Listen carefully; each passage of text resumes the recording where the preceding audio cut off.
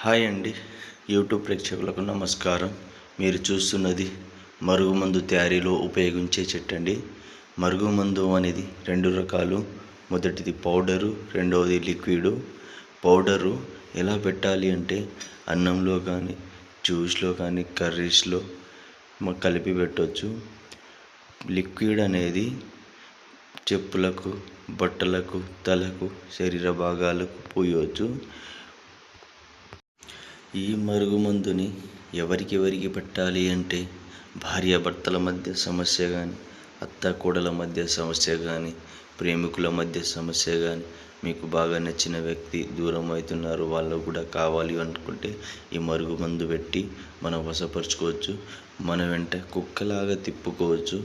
ఈ మరుగుమందు ఎంతో పవర్ఫుల్ అండి. విలేజ్లో తయారు చేస్తాము. న్యాచురల్ మరుగుమందు అనేది. ఈ మరుగుమందు వల్ల ఎటువంటి సైడ్ ఎఫెక్ట్ అనేది ఉండదండి. ఈ మరుగుమందు మేము పురాతన కాలం నుంచే తయారు చేస్తున్నాం కాబట్టి ఎటువంటి సైడ్ ఎఫెక్ట్ ఉండదు. ఈ మరుగుమందు కావాలి అనుకుంటే పైన గురుగారి నెంబర్ ఇచ్చాం, కాల్ చేయండి.